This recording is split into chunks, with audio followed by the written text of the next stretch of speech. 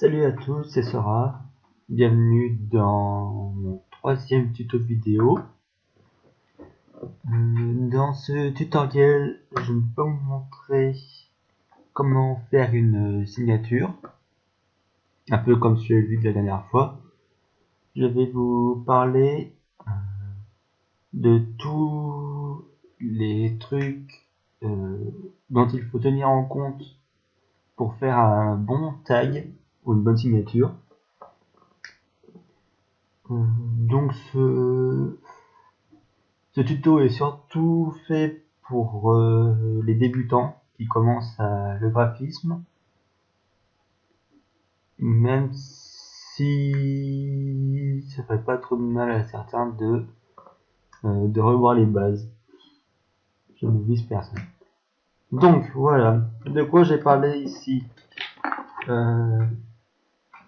Du format, des tailles, des différentes signatures, de l'avatar jusqu'au LP. Et ensuite, on va voir un petit peu les différents trucs à suivre pour faire un bon tag. Donc tout ce qui se touche aux différents formats, aux couleurs, la lumière, le cadrage, la composition et la profondeur. Voilà. Vous savez sûrement de quoi je parle. Vous avez entendu ces mots déjà une ou deux fois sur les forums ou dans les tutoriels et tout ça. Et donc là, je vais vraiment les prendre un par un, les définir et vous donner quelques conseils dessus pour faire une signature qui tienne la route. Voilà. Je suis pas un pro, évidemment, ça fait 3 ans et demi, 4 ans, quelque chose comme ça, que je graffe. Donc je vais juste vous donner quelques conseils à faire pour les débutants et quelques reminders pour ceux qui sont expérimentés. Je vais pas commencer à parler anglais, moi ça va pas le faire. Allez, autant commencer. Premièrement, par les différents formats de tag qu'on utilise dans le monde du graphisme, dans le monde du graphisme amateur. Le premier qu'on peut trouver et qu'on voit sur tous les forums, c'est l'avatar. Format avatar qui est un format assez petit qui fait, on va dire, normalement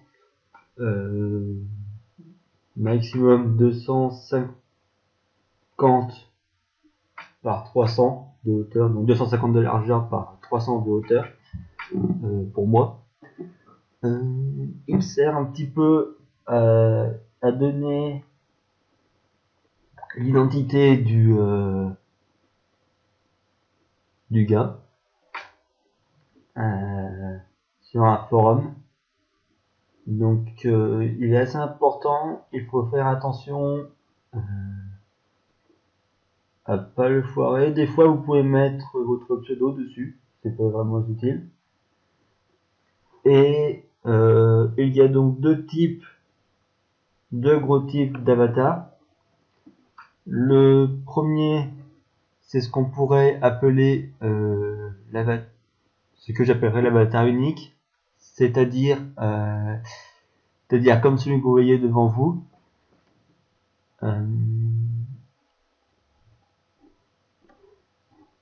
Comme celui que vous voyez devant vous, c'est-à-dire que je l'ai créé spécialement pour le forum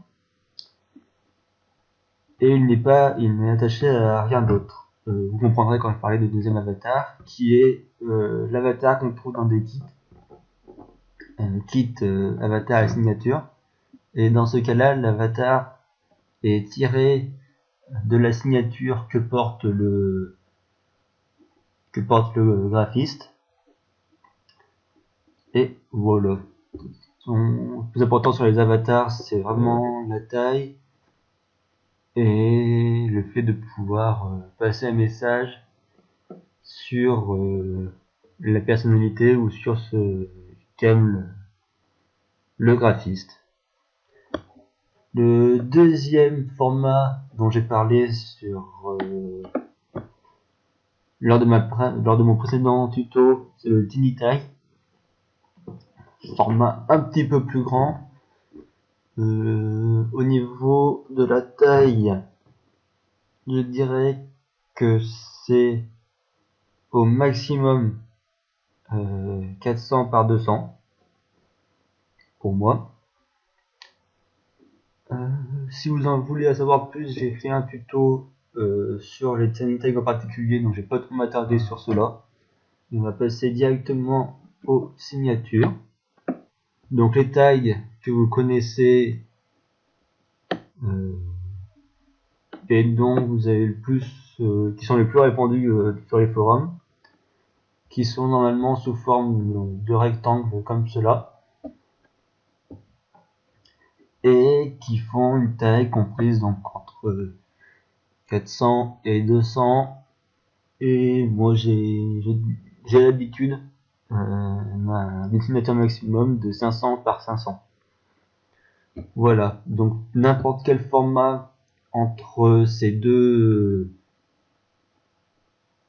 dans cette fourchette sera compris dans le format signature. Ça peut être vraiment rectangulaire comme celui-là qui fait, je pense, je ne peux pas m'en aider, je m'en souviens plus, 400 par 200, qui donne vraiment un format rectangulaire à votre signature. Voilà, vous pouvez faire un format plus carré, voire complètement carré, et celui-là il doit faire normalement du 400 par 300, si je ne me trompe pas. 300 par 300, donc c'est vraiment carré. Vous pouvez aussi faire ce qu'on appelle des signatures verticales qui sont plus hautes que larges. Il ne semble pas en avoir. Vous en verrez une plus tard. Donc c'est une signature qui fait par exemple du 200 de large par 400 de haut,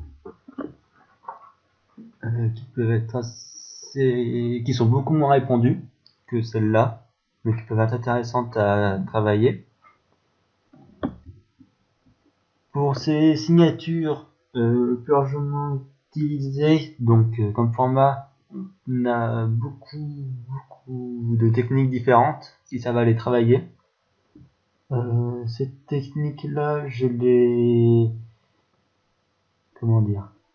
ferai un tutoriel un autre tutoriel pour vous parler de différentes techniques du tagger, donc le C4D, les brushes, les textures, le vecto painting, le poly, etc., etc. Je ferai un petit tour là-dessus pour présenter chaque technique différente. Enfin, du moins celle que je connais et celle que je maîtrise un petit peu. Voilà, en gros, pour la signature, forme signature. Et donc après, on a le format, le LP, qui est donc le LP qui est le diminutif de large piece, donc qui est plus gros que signature, donc supérieur à 500 par 500, et qui n'a techniquement aucune limite de taille, puisqu'il compte aussi tout ce qui est wallpaper pour ordinateur, donc dépendant de votre ordi ou de toute taille d'ordi, le wallpaper suivra.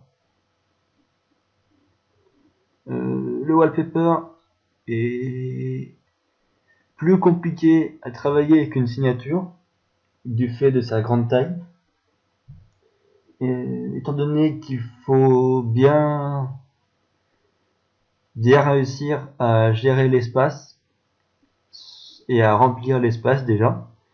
Et il ne suffit pas d'agrandir ces éléments pour faire un large piece, pas one piece, un large piece, un LP qui tienne la route, qui soit en harmonie. Les 3/4 des LP que je fais, enfin voir tous les LP que je fais d'ailleurs, sont des vectos. Après, vous pouvez très bien suivre, faire des LP, C4D ou brush, même s'ils sont beaucoup plus compliqués à travailler que la signe normale. Voilà. Un petit conseil si vous voulez faire des LP, préférez la plume. Tout ce qui est travaux de plume et de stock, ça sera beaucoup plus simple. Et si vous êtes vraiment débutant, commencez par des formats signature assez petits. Ce sera beaucoup plus simple pour apprendre les bases et travailler les compositions et l'espace, le cadrage, mais ça j'en reviendrai plus tard dessus. Ensuite, deuxième chose qui est assez importante, et à partir de maintenant j'ai parlé en ce qui concerne tous les types de tags, que ce soit du Tiny, de la Sim, du LP. Je vais commencer à parler des couleurs. Couleurs sont tout le temps, même pas, je vais dire les 3/4 du temps, mais tout le temps en correspondance avec le render que vous choisissez. Il est important de suivre les couleurs de votre render pour avoir une signature qui soit assez harmonieuse ou qui tienne la route. Au pire des cas, si vous avez des ressources qui ne suivent pas vraiment les couleurs des renders, changez-les, enfin plutôt changez leur couleur avec des filtres du style teinte de saturation, balance des couleurs, ou les courbes de transfert de CKD, de dégradé, n'importe quoi. Les courbes de transfert de dégradé pour avoir vos C4D ou vos textures en harmonie avec celles du render. Quelques conseils en ce qui concerne les couleurs.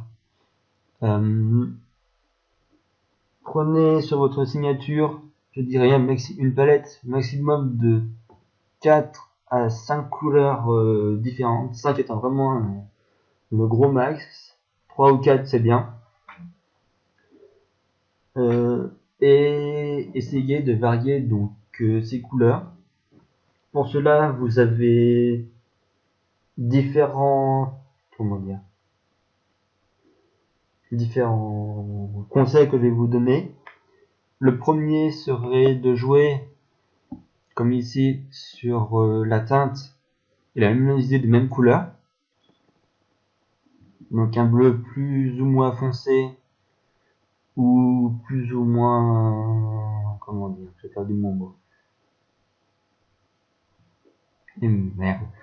Pas ce que je voulais dire. Plus ou moins foncé et plus ou moins saturé. Ouais, c'est très bien.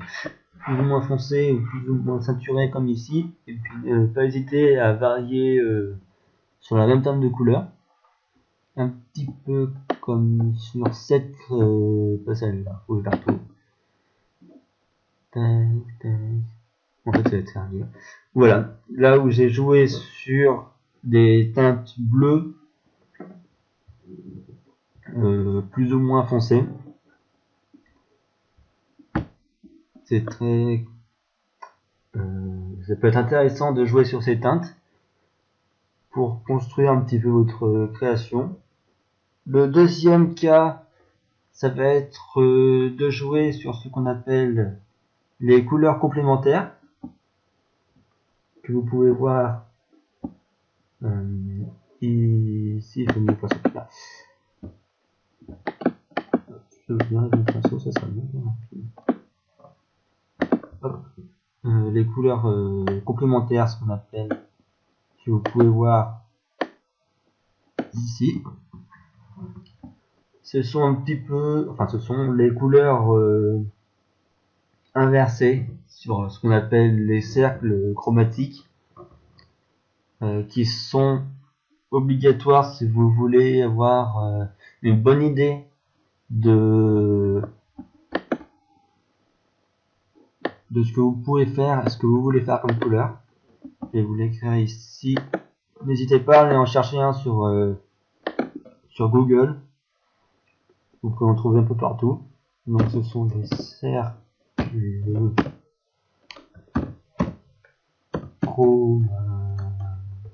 chromatiques. Je vais y arriver. Hop là. Je vais dire ce type. Quelque chose. Voilà. Là on a donc 3 types de cercles chromatiques. Je vais peut-être même le mettre dans mon post. Comme ça moi vous verrez bien ce que je veux dire. Donc voilà, j'en étais où? Ah oui, jouer sur les couleurs complémentaires qu'on peut aussi voir souvent. Elles sont déjà mises dans les dégradés prédéfinis, comme par exemple l'orange, le rouge et le vert, l'orange et le violet, le bleu et le jaune, qui vont très souvent bien ensemble. Un exemple ici, c'est comme cette signature où j'ai joué sur les deux couleurs complémentaires du bleu et du jaune orangé, et qui peut servir à construire une ambiance sympa aussi sur votre signature. Un autre et le troisième donc aspect sur lequel on peut jouer pour les couleurs, c'est ce que j'appelle les couleurs entre guillemets qui se touchent sur le cercle chromatique. Et donc ce sont les 2 ou 3 couleurs qui sont au même endroit. Donc là, on va prendre ici l'orange, ou alors le vert.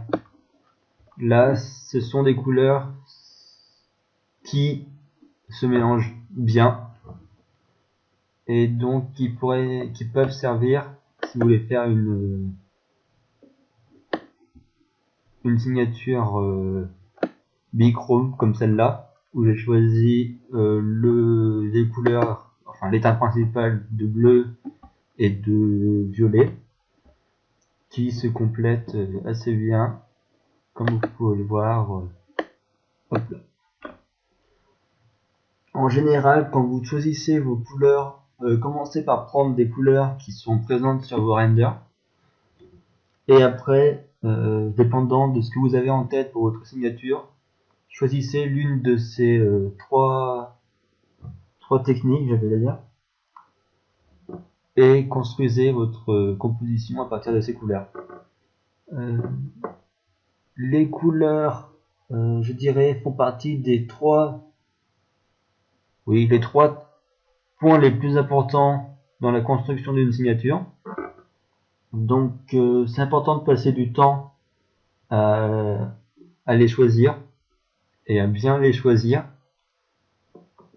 Dans un autre aspect, ces couleurs peuvent aussi servir à construire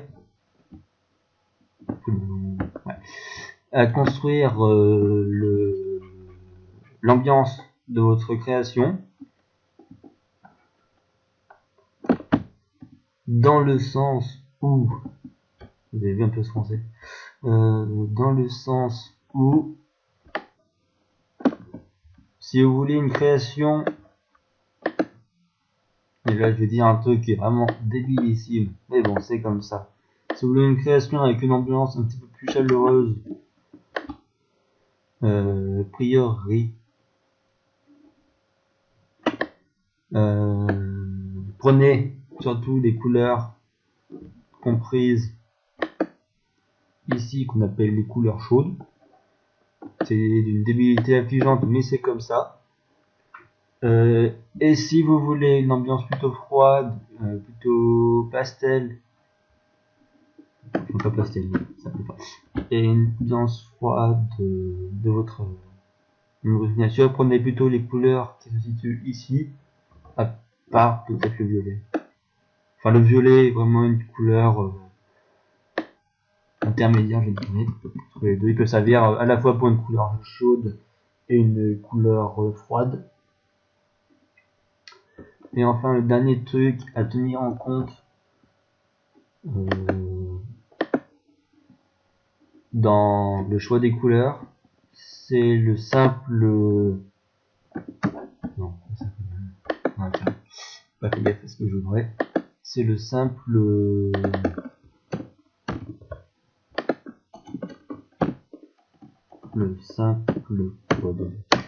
Merde. Ah, ça me saoule, je fais n'importe quoi.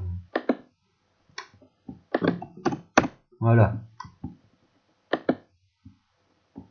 Le simple aspect de couleur qu'on apprend quand on est gamin en art plastique ou même en cours de peinture, et qui sont les 3 couleurs primaires, les couleurs secondaires et les couleurs tertiaires. Habituellement, ce sont des couleurs qui vont bien ensemble, surtout si l'on prend je vais faire le cercle, j'en profiter à peu près, je vais c'est les couleurs exactes. Allez, on va prendre ça. C'est pour du magenta. Je sais que c'est pas du magenta, ne venez pas me chercher des mots après. J'ai oublié le numéro de électrique. Hop, le cyan. Ouais, ça va le faire. Le cyan et le jaune pour les 3 couleurs primaires. Mais ça, on l'a tous appris à un moment donné, c'est pas nouveau. Enfin, j'espère pour vous, vous l'avez appris à un moment donné. Ah, je fais n'importe quoi. Tac. Et le cyan. Je vais reprendre le cyan. Hop.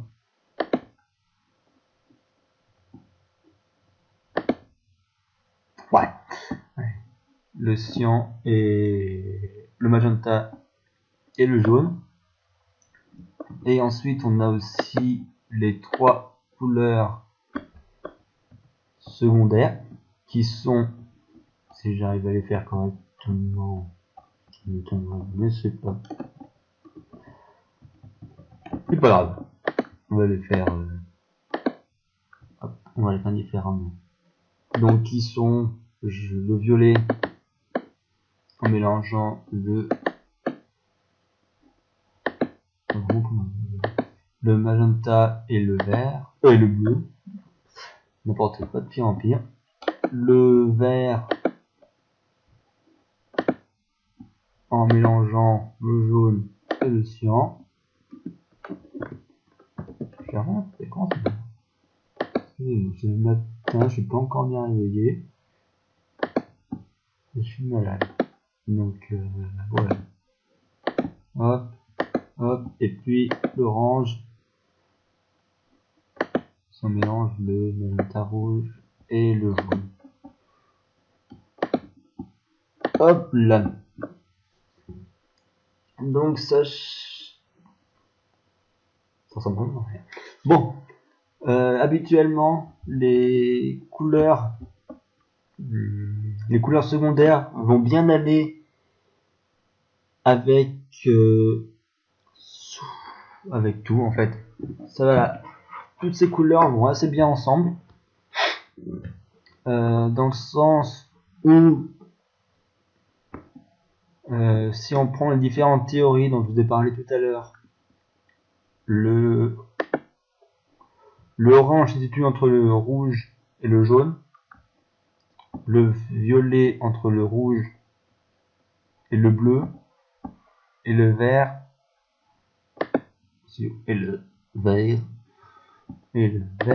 entre le jaune et le bleu, et que dans le sens inverse, le vert, en parlant des couleurs complémentaires, est à l'inverse du rouge, le violet est à l'inverse du jaune et l'orange est à l'inverse du bleu. Donc selon ces différentes théories, toutes ces couleurs vont assez bien ensemble du moment qu'on fait pas trop de conneries et qu'on rajoute pas trop de couleurs. Si vous voulez faire des créations qui mélangent différentes couleurs comme cela, je sais que tout à l'heure j'ai dit mettez au maximum 3 ou 4 couleurs dans votre créa.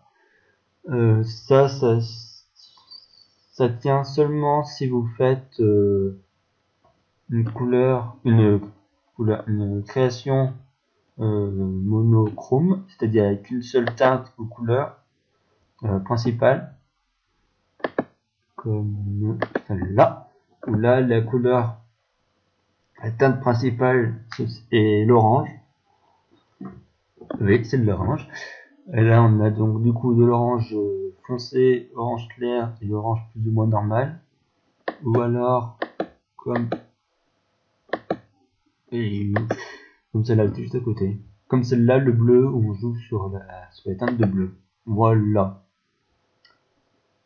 C'est à peu près tout ce que j'ai à vous dire sur les couleurs.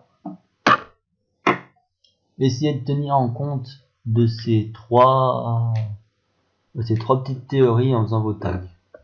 Voilà. On en est maintenant, selon la feuille de pompe, à la moitié du tutoriel. Et on va attaquer un petit peu le plus... Ouais, autant dire le plus compliqué. Et un autre aspect, un des autres aspects les plus importants de la création, qui est la lumière. La lumière dans un tag dépend directement et complètement de votre render.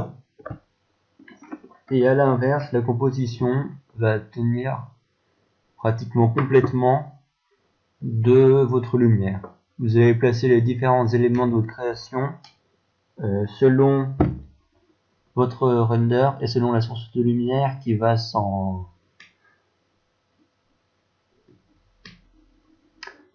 la source de lumière. Voilà. Je cherche mes mots depuis tout à l'heure, ça me saoule. Tenir compte donc de différentes sources de lumière présentes sur vos renders, c'est du coup la deuxième chose à faire après les couleurs. Et après seulement viennent le choix des différentes ressources, C4D, textures et tout ça. Cette lumière, je vais vous donner différents exemples. Peut venir de l'extérieur, donc sur ce render, elle vient de là, dans ce sens-là. Donc en tenir compte dans votre création. Elle peut aussi venir d'autres directions comme ici, d'au-dessus, ou venir directement du render, comme sur ce render là, où la source de lumière est située ici. Je vais faire un petit peu tout ce qui est autour. Voilà. Voilà. Pour les différentes sources de lumière. Donc là, évidemment, sur un render de ce type, vous n'avez pas vraiment choix énorme. Vous n'avez même aucun choix en ce qui concerne la lumière. Elle passe obligatoirement au-dessus du render.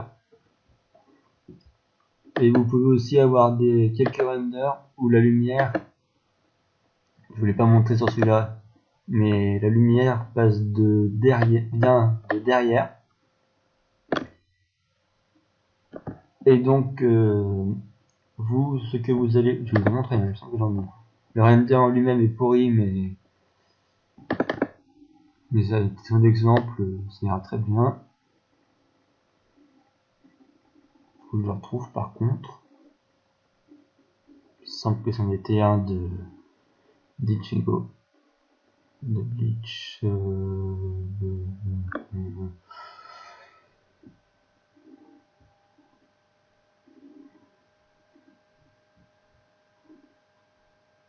Il passe où? Je l'ai vu tout à l'heure en préparant mon tuto.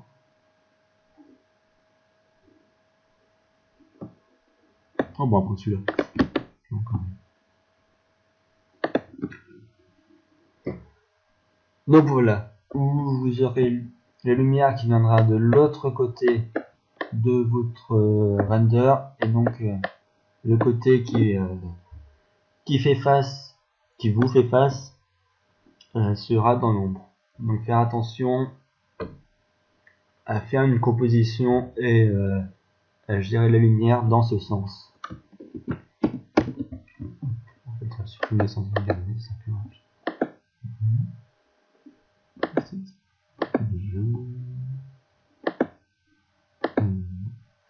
La lumière. Regardez. Caméra. On va supprimer aussi. Et je veux aucun commentaire sur mon. Là-dessus. Donc cette lumière va aussi servir à donner un petit peu le ton et l'ambiance de votre création.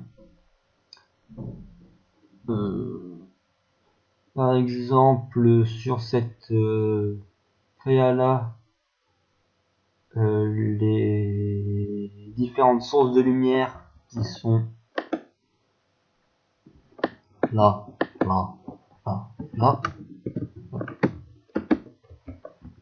servent à donner une ambiance soit chaleureuse, soit assez froide pour bien montrer un petit peu les différents aspects du render que je vais vous montrer. Comme ça vous comprendrez bien ce que je veux dire. J'ai pas la moindre idée de comment s'appelle ce render.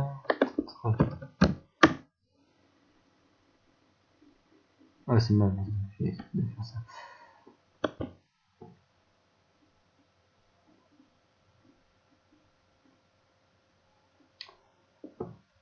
Oui, je l'ai passé, c'est pris au programme, donc je l'ai pas ouvert en avance. J'aurais peut-être dû le faire, mais du coup je n'arrive plus à le trouver. Hop.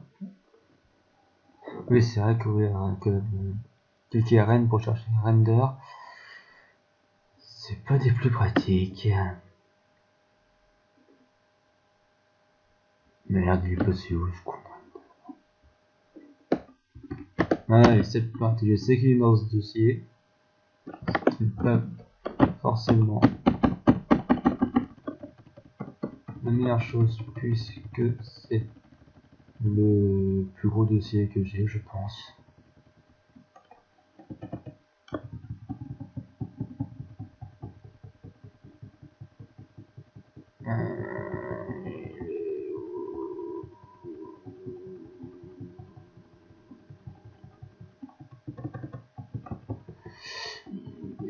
Où ce putain de render qui me saoulait, ça me saoule déjà.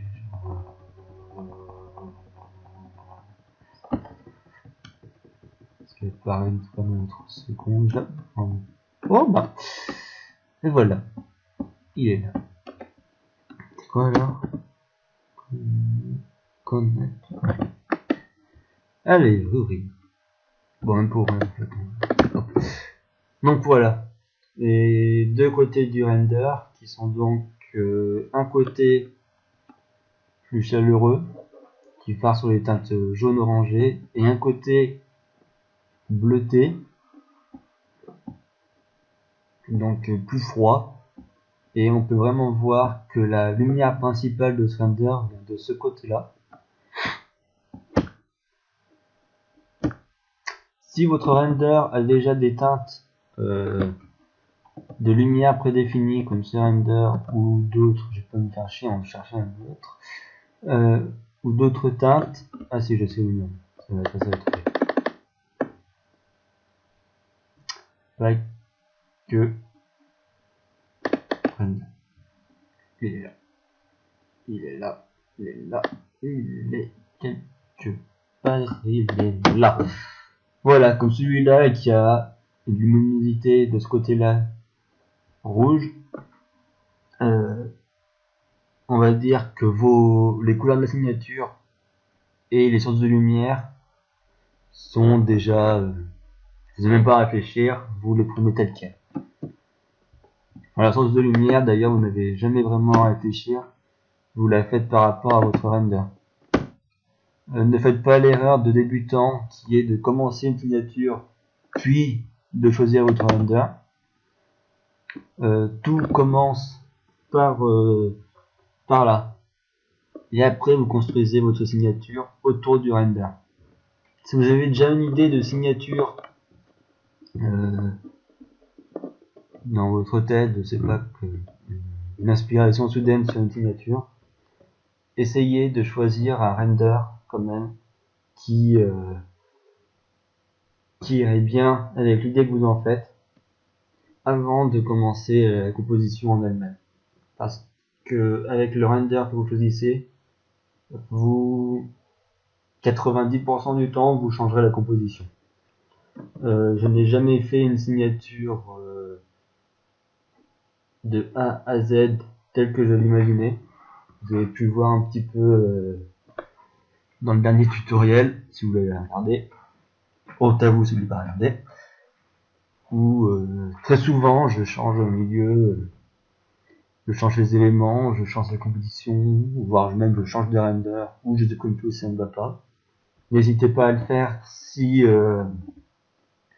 votre signature commence à soit partir en sucette dans les différents éléments, soit qui commence à ne plus ressembler du tout à rien. Même pas, j'allais dire, ça ressemble pas du tout à ce que vous voulez faire au départ. Mais si au final ça sort bien, autant regarder. Mais si ça ressemble à rien, n'hésitez pas, n'essayez pas de corriger, ajouter des filtres, à gommer des trucs, pour un petit peu corriger ce que les conneries, ça marchera pas. Hein, faut pas se leurrer, ça ne va pas marcher, donc supprimez tout et recommencez. C'est le meilleur conseil que je puisse vous donner. Je sais plus si je l'ai dit, mais la lumière va directement dicter un petit peu la composition. Et là, il va falloir que je cherche. Est-ce que j'ai sorti une signature qui puisse bien. Ça j'avais fait le tout. Bah ouais, ça j'avais pas mal. Va directement influencer la composition et le placement des éléments. Le premier truc tout con, on va faire sur render. Je vais faire un exemple rapide. Hop là. Donc là, la lumière assez simple vient de là. Et on choisira des teintes soit grises, enfin même bleu, grise assez pâle et du rouge pour la création. Et donc évitez de, si vous voulez faire avec des C4D,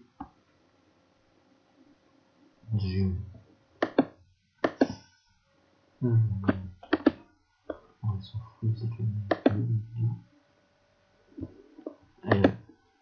Magnifique ce C4D. Hop là, évitez donc du coup de mettre votre C4D ici, puisque c'est techniquement là que vous mettrez votre source de lumière. Mettez-le plutôt ici et derrière le render pour essayer de ne pas gâcher la composition et la lumière naturelle du render.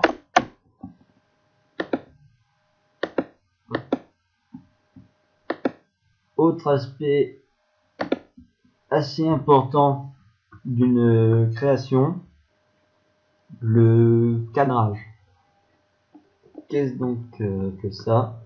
C'est la façon dont vous allez placer votre render par rapport à la taille de la création pour créer un petit peu le focus sur ce que vous voulez. Si vous voulez vraiment un focus sur votre render, là je parle plus pour un style débutant, sur un focus sur votre render, essayez d'en faire un assez gros, de laisser votre render assez gros et assez est-ce que j'ai une signature qui pourrait, je sais, je suis pas très doué avec les mots, donc je vais chercher une signature qui illustre bien ce que je veux dire. Voilà, là je voulais créer un focus sur d'ailleurs je vais signifier au passage sur L, donc je l'ai mis assez gros, et au contraire sur le personnage de L. Et au contraire, si vous voulez créer une signature avec un focus sur le mouvement du gars, du render, comme celle-ci, faites-le plus petit. Dépendant de la taille de votre render et de son placement, la création peut changer du tout au tout. Exactement, c'est un peu une génie. Peut-être ouvrir un PSD pour vous montrer un petit peu. Taguer Photoshop. Comment s'appelle cette créa? Et regarde. Ça, c'est l'originalité.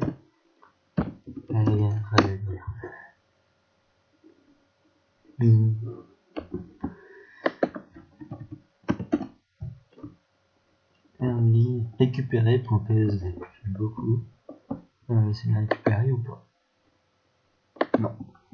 Ergia.psd. Avec Adobe Photoshop. Je vais tout cacher. Sauf notre render qui est là. Que 10. Hop. Voilà. Donc là sur cette création, je voulais vraiment créer un focus sur on va dire le saut sur le saut d'Iki et le fait qu'il aille, je sais pas si ça se voit vraiment, dans le wireframe. C'est pour ça que je l'ai réduit et mis de ce côté là. Si jamais j'avais mis Iki, mettons, je vais supprimer les visibles parce que ça ne comprend plus rien. Si j'avais mis Iki là, ou alors si je l'avais mis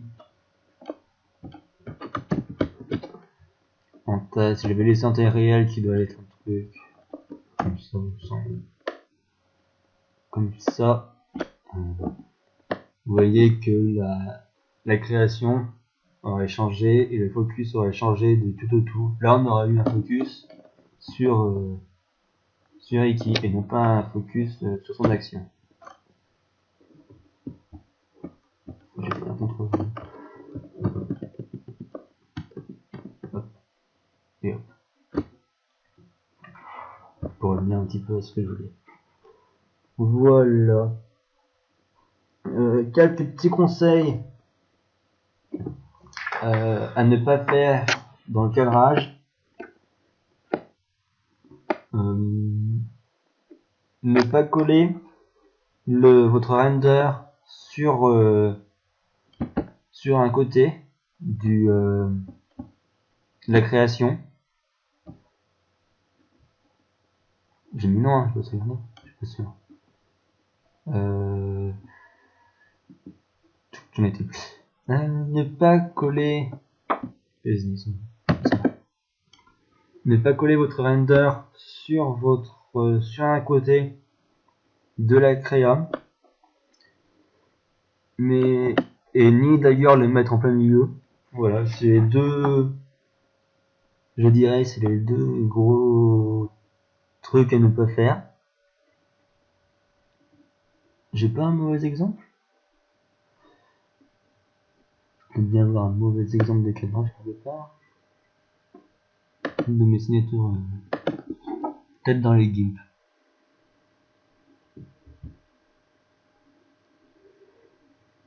Eh ouais, vous avez vu un petit peu. Ça, ce sont. C'est mes débuts, alors on se moque pas. Tout ce qui est de GIMP, ça passe d'avant.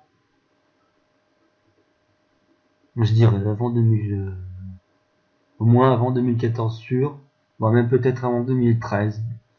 Donc je ne veux aucun commentaire, sachant que j'ai commencé en début 2012.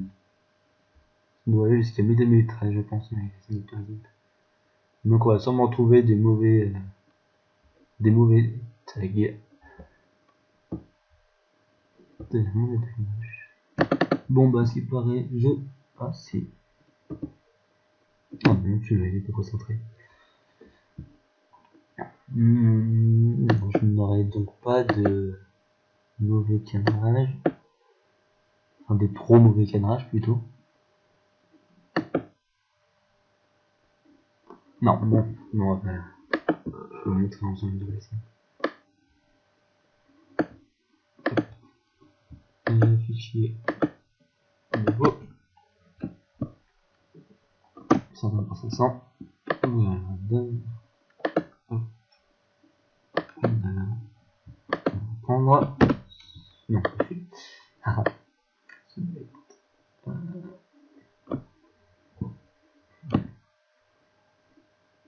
enfin, on s'en fout. Pour refaire un petit. Hop. Donc voilà. Dimensionner un petit peu.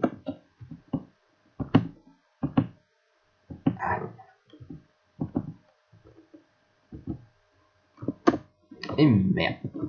On va lâcher chier.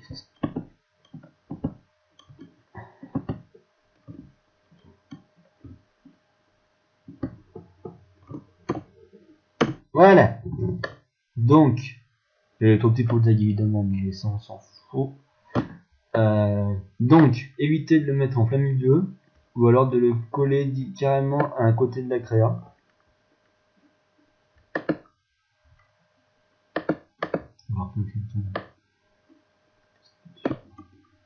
Voilà. Ouais, c'est plus merde. C'est juste que là, il m'a coupé le render. Je vais replacer mon render avant. Hop. Et hop. Ouais. Donc là, mon render est croppé, mais sans balistique. Donc évitez de le mettre soit là, soit en plein milieu. Priorité sur un des côtés, quelque chose.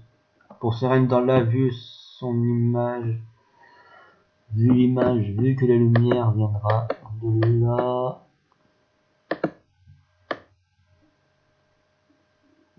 Placez-le comme ça. Il sera évidemment un peu plus grand sur un tag de cette taille. Enfin, je le mettrai un peu plus grand sur un tag de cette taille, mais bon.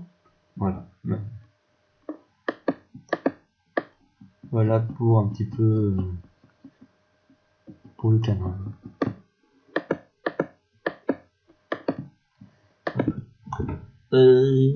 Qu'est-ce que je pourrais vous dire donc sur oui, dépendant de la taille de votre tag et de ce que vous voulez faire comme composition,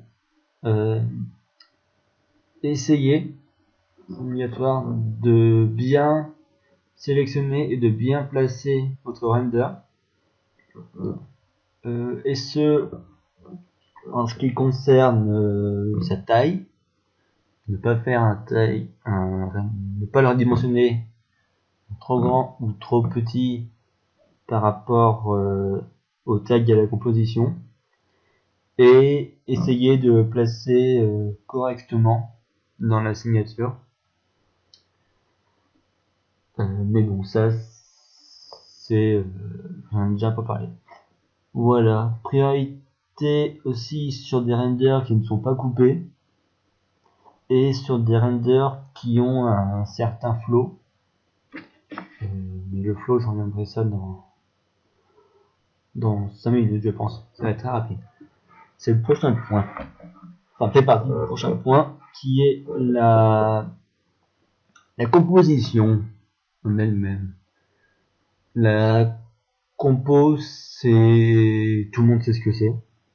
Enfin, j'espère pour vous, vous savez ce que c'est qu'une composition dans la création. C'est en gros la construction de la scène. Donc ce qu'on va mettre, les différents éléments qu'on va insérer dans la création pour créer l'ensemble et pour habiller notre signature, entre guillemets.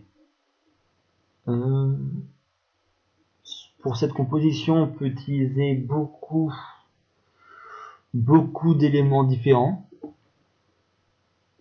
et chaque élément donnera une ambiance et une impression différente sur votre taille. Je parle ici de tout ce qui est C4D, comme ceci, de tout ce qui est ce que j'appelle des effects qu'on utilise beaucoup quand on est débutant sur un que moi j'utilise pratiquement plus. Donc c'est ça, par exemple. Voilà.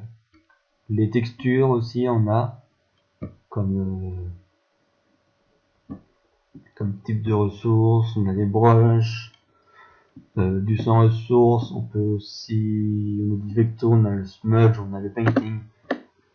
Donc voilà, on peut dire que les compositions sont infinies, les options de composition sont infinies, et c'est à vous de voir avec votre imagination ce que vous voulez faire de votre taille. Je sais même pas ce que je suis en train de foutre. Voilà. Le flow maintenant. On va y revenir. La composition, c'est tellement simple et basique, je pense que vous n'avez pas vraiment besoin de conseils dessus, à part de faire attention à bien construire l'espace, à ne pas laisser de trop gros vide, et à essayer de faire un truc à peu près harmonieux. Le reste, vous le verrez dans les tutos, ça viendra de toute façon obligatoirement, ça vient en pratiquant la composition. Voilà. Il n'y a pas vraiment de secret là-dessus. Plus vous pratiquez, et mieux vous aurez une idée de ce qu'est une bonne composition et de comment construire la compo que vous avez en tête. C'est un petit peu pour débuter. Vous pouvez faire des tutoriels évidemment pour voir un petit peu comment placer les différents éléments pour avoir tel ou tel effet, mais au bout d'un moment ça ne sert plus à grand chose, surtout si on veut commencer à se construire son propre style et non pas suivre le style lambda que tout le monde a quand on commence, et qui est le style que j'appelle communément le style old school, parce que, disons-le, c'est un style qu'on a tous eu, qu'on a tous pratiqué quand on a commencé, et qui est là depuis des années, on va dire. Je sais que ça fait au moins 10 ans que ce style existe, 9 ans on va dire, ce style existe, donc d'où le nom. Et c'est important quand vous commencez à gérer un petit peu tout cet aspect de composition et de lumière, couleur et tout ça, au moins de tenter, vous foirez au départ, c'est obligatoire, de tenter de vous créer votre style, ou au moins de vous faire à votre format ou à votre technique préférée. Comme moi en ce moment, depuis quelques temps, j'essaye de me former un petit peu et de me spécialiser dans les tiny tailles, comme vous avez pu voir dans ma galerie. Et depuis quoi, 1 an et demi maintenant, comme ça, je me spécialise aussi dans les vectos, donc j'ai complètement abandonné toute idée de smudge, de old school et de tout ça, pour me créer mon style. Et ça viendra avec le temps. Si vous venez juste de débuter, ça dépend des personnes, mais disons que dans peut vous faire peur, mais dans 1 ou 2 ans minimum, vous commencerez à vous créer votre propre style. Au départ, vous ferez pareil que tout le monde, que tout débutant, parce que pas les trois quarts d'ailleurs, tous les tutos que l'on trouve sur le net pour débutants sont dans le même style et vous apprendront à faire la même chose. Et j'ai oublié ce que je voulais dire encore une fois. C'est plus simple quand je fais une création, je sais au moins de quoi je parle, sans hésiter. Mais là, quand je sais vous expliquer un truc, c'est plus dur. Voilà, c'est en faisant. Et n'hésitez pas à entre guillemets, c'est pas vraiment bien ce que je vais vous dire, mais bon, à copier les styles de vos prédécesseurs, enfin plutôt vous inspirer, voilà. On va oublier la notion de copiage, je vais plutôt dire à vous inspirer des styles de vos prédécesseurs, que ce soit du old school ou de voir ce qu'ils peuvent faire comme composition, comme ligne de composition sur du C4D, sur n'importe quoi, pour essayer un petit peu de les imiter, puis après de construire sur votre propre style. Je vais pas vous le cacher, c'est ce que j'ai fait. Hein. Quand j'ai commencé à chercher un style différent, je me suis inspiré d'autres personnes, c'est tout à fait normal. On ne peut pas progresser sinon. Voilà, on va passer au flow. Hein, je vous en ai parlé tout à l'heure. Qu'est-ce que c'est? Le flow, c'est l'anglais pour mouvement. On va dire ça dans le monde du graphisme. Hein. C'est l'anglais pour mouvement. Non, littéralement, ça veut dire courant, il me semble, comme le courant d'une rivière. Donc on vient à peu près au même mot, la même notion. Et donc ce flow va, encore une fois, j'ai l'impression de me répéter, mais c'est toujours comme ça, être dicté par votre render. Je vais chercher une autre création. Signature Photoshop,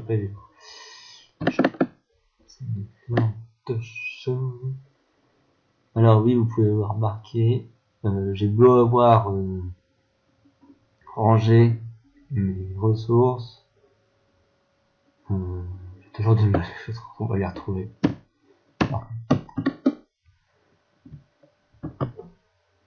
Le flow, ça va donc être le mouvement que vous allez donner à votre créa. Là, le flow est comme ceci. Comme ceci. Et voilà. Tout ce que j'ai envie de dire sur le flow. C'est assez important de créer du flow pour ne pas que votre création soit plate. Je vais pas dire inintéressante, mais bon, c'est quand même bien plus sympa à regarder quand vous avez un certain mouvement dans la création. Si le mouvement suit bien le render, c'est aussi cela qui va faire bouger le regard. Ce que je veux dire par là, c'est... Prenons celle-là. Le flow, pareil, il est comme ça. C'est une courbe. Hop.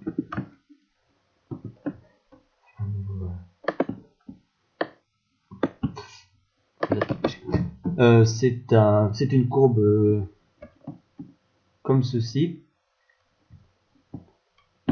Et donc les yeux vont tout d'abord commencer par le focus que j'ai créé sur le render ici, du fait du contraste des couleurs par rapport au reste de la création. Et après cela, on va donc suivre le regard va suivre un petit peu le mouvement de la création pour voir ce qui se passe à côté. Et normalement, si j'ai pas trop foiré ma création, ça va dans ce sens-là. Si tout se passe bien. Souvent aussi, ce que vous pouvez faire, c'est faire une création avec un flow qui suit. Je ne l'ai pas fait ici, mais je vais la prendre comme exemple quand même. Qui suit le regard du render. Ouais, non, qui suit le regard du render. Et dans ce cas-là, votre regard suivra automatiquement et instinctivement le même chemin. N'essayez pas de le cacher, ça se passe comme ça. Voilà pour le flow. Quelque chose à dire? Rien qui me vient en tête. Ouais, rien qui me vient en tête. J'en aurai peut-être dessus à plus tard si j'ai une révélation. Tout supprimer. Allez, hop. Hop. Non. Hop. Ça, ouais, je vais enregistrer et le mettre dans le post. N'hésitez pas à vous aider de ces. Je vais lancer un truc.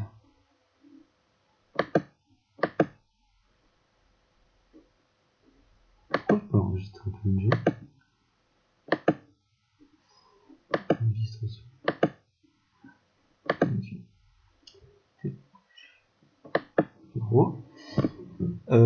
N'hésitez pas à aller en chercher, si jamais cela vous vont pas, aller en chercher sur Google. Et moi je les ai toujours à côté de moi quand je fais un vecto dans une autre fenêtre. C'est toujours utile pour voir les couleurs qu'on utilise. Mais ça j'en ai parlé tout à l'heure. Et donc on va passer au dernier point de ce tutoriel, qui est un autre point obligatoire à tenir en compte. Allez, je vais aller. À tenir en compte dans votre création, et qui est la profondeur. Voilà. Je dis beaucoup voilà d'ailleurs. Attends, j'en remarque. La profondeur, donc, qui est tout aussi important pour moi que la composition et le reste dont j'ai parlé d'ailleurs. Composition, couleur et profondeur, qui sont pour moi les 3 points les plus importants d'une bonne signature. C'est un peu ce que je vais regarder en premier quand c'est ce que je regarde en premier quand je regarde une signature. C'est s'il a su respecter plus ou moins ces 3 points. La composition, ça vient après, parce que bon, c'est un petit peu aussi le deuxième truc le plus compliqué à gérer après la lumière. Pour la profondeur, du coup, revenons au sujet.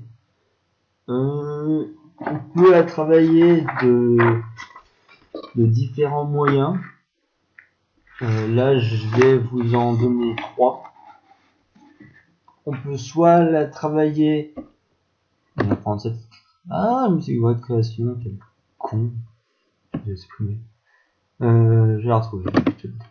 Ouvrir avec. Voilà. On a 3 moyens principaux de travailler sur cette profondeur. Le premier, c'est avec les couleurs. Le deuxième, c'est avec le flou, la netteté. Non, c'est 4. Maintenant j'y réfléchis, j'en ai 3 sur ma feuille de pompe, mais en fait c'est 4. 3, c'est la taille des éléments. La taille et le placement des éléments. Et la quatrième, ça peut être la luminosité aussi. C'est pour ça que j'en parle aussi en dernier, la profondeur, parce que tout ce dont j'ai parlé avant sert à la travailler. On va commencer par les différentes par couleur. Donc,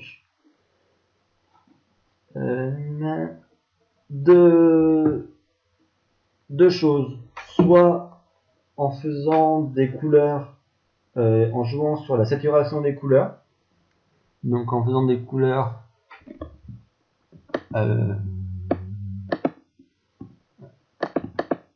voilà, plus ou moins fade ou plus ou moins fade ou plus ou moins saturé, on peut jouer là-dessus en faisant des couleurs. Dans ce cas-là, on pourrait dire plus saturé sur le premier plan et moins saturé sur le deuxième, pour donner cette idée de profondeur. C'est un petit peu quand vous regardez une peinture ou une photographie, plus l'objet qu'on voit est loin, moins les couleurs, plus les couleurs seront fades et se mélangeront un petit peu entre elles. Voilà, c'est l'idée générale. Vous pouvez prendre n'importe quelle peinture de paysage, les couleurs de premier plan seront toujours plus saturées que les couleurs du deuxième ou troisième plan. Le deuxième utilisé, c'est par flou et par netteté. Là, donc les éléments les plus loin seront flous, plus flous que les éléments les plus proches. Comme ici, là, le C4D et Iki qui est vraiment devant sont nets, et les bords du wireframe ainsi que les éléments du fond qui sont tout derrière sont plus floutés. Pareil, vous pourrez vérifier ça dans les peintures de paysage et vous verrez que alors, ils sont pas floutés mais ils paraissent floutés. Et pareil, si vous regardez au loin, si vous regardez un panorama de loin d'un paysage, vous remarquerez que les éléments, ou alors c'est juste moi avec mes pourris, les éléments paraissent floutés au loin. Voilà. J'ai pas m'y attarder, et pour ça on peut jouer avec les outils de netteté et l'outil goutte d'eau, qui sont juste là. Goutte d'eau pour le flou et netteté pour la netteté. Merci Sherlock. Et voilà. Faites attention aussi à ne pas exagérer non plus. C'est le gros défaut de cette création. J'ai exagéré la netteté. Et essayez aussi au plus possible de faire différents paliers de flou, dépendant de la profondeur que vous voulez donner. Par exemple, les flous, enfin les éléments les plus éloignés, faites-en un flou j'exagère, ne faites pas ça, à 90%, ça doit faire chier. Après, les éléments moyens, un flou de 50%, et les éléments qui sont proches, un flou de 0%, donc qu'elle se fait normalement. Voilà. C'est les très bons exemples pour illustrer ce type de profondeur restent avec les créations de type full C4D, comme celle que je vous ai montré de mon premier tuto, celui qui est celui qui est écrit, pas en vidéo, et qui est de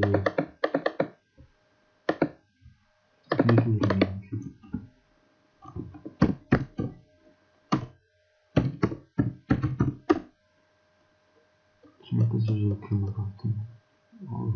Je vais prendre un autre full C4D pour vous illustrer cela. J'avais commencé, vous voyez, j'ai fait un effort quand même pour préparer mon mon tutoriel, mais j'ai pas suivi jusqu'au bout.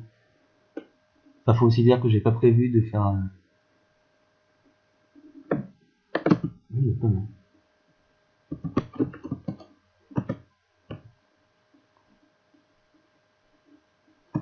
Non. Ah, j'aurais pas trouvé une signe qui sont pour... En vrai, je vous dis, je suis pas mal, mais je suis nul, j'aurais pas trouvé une signature qui illustre très bien ce que je veux dire. Allez. Ah, c'est la manière bien pour illustrer ce que je veux. Donc, tous les types de... Donc voilà, les éléments avec... comment il s'appelle, chaud, plus net par rapport aux éléments du fond qui sont floutés. Oui, ça soit pas, peut-être ça soit pas vraiment, mais ils le sont. Aussi sur les couleurs vives au premier plan, couleurs pas vives, foncées, voire même noires au second plan. C'est cette idée de profondeur. Et enfin, la taille des éléments aussi, avec des éléments au premier plan qui sont plus gros et des éléments au dernier plan qu'on va réduire pour vraiment donner cette même idée que de profondeur. Et encore une fois, sur une peinture normale, vous verrez que les premières maisons, même pas sur une peinture, quand vous allez regarder sur un panorama, vous verrez les premiers trucs que vous verrez paraîtront assez gros et les trucs les plus lointains paraîtront tout petits, même s'ils sont des fois plus gros que ce que vous avez juste devant votre nez. Ça suit tout le même principe très simple du regard et de la 3D, de la 3D et de autre chose. Non, j'ai oublié le nom. Un truc tout con qu'on apprend tous en art plastique, avec les points de fuite et tout ça. Qu'est-ce que c'est déjà? Point de fuite, ligne de quelque chose. Peu importe, si vous savez de quoi je parle, parce que j'ai complètement zappé, mettez-le moi en commentaire, ça serait sympa. Ça me saoule un petit peu de voir un truc comme ça.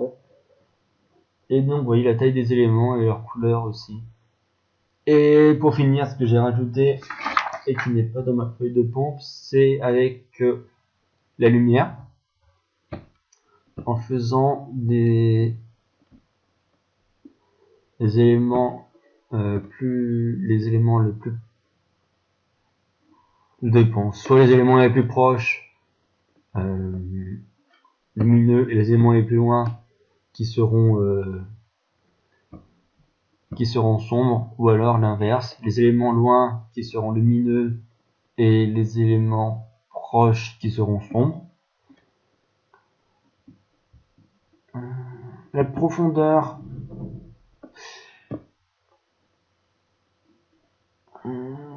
que dire d'autre? La profondeur, c'est tout ce que j'ai à dire dessus après réflexion. Voilà. Essayez au plus possible, quand vous êtes débutant, de travailler sur sur les deux aspects lumière et profondeur. C'est ce que je dirais est le plus important, vraiment le plus important pour tout débutant. La composition viendra avec le temps. Ne vous inquiétez pas, on est tous nuls au départ. Et les couleurs, si vous suivez bien les conseils que je vous donnais tout à l'heure, et si vous suivez les couleurs des renders, il ne devrait pas y avoir trop de problèmes. Un petit conseil, je sais même plus si je vous en ai parlé, de comment choisir votre render. Oui, si je vous en ai parlé. Donc voilà, et prenez aussi des ressources, choisissez bien vos ressources. Des fois, sur des compositions qui pourraient être pas mal du tout, Elles sont un petit peu gâchées par des ressources mal choisies. Je sais qu'on peut pas en avoir beaucoup au départ, mais bon. Voilà, c'est à peu près tout ce que j'ai envie de dire. Si j'ai oublié des trucs, ou bien si il y en a qui sont pas très clairs. En fait, maintenant que j'y pense, tout ce que j'ai dit doit pas être très clair. Mais bon, je suis assez mauvais pour m'exprimer, vous m'en excuserez. Si vous avez d'autres questions, si vous avez des remarques, si vous voulez me corriger, si vous voulez juste me remercier, déjà c'est très bien. N'hésitez pas à le mettre en en commentaire.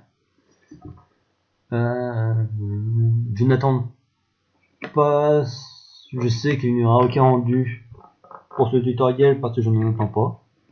Je vais juste montrer des conseils. Si vous voulez me faire un rendu ou quelque chose en essayant de bien suivre ces conseils, je serais ravi de le prendre. Mais même si vous en faites pas, c'est très bien. Un petit merci. Petit merci en commentaire me suffira largement. Voilà. J'ai blablaté pendant 1h16 minutes. Bah putain. Allez, je vous laisse les enfants. C'était Sera. À bientôt pour un autre tuto.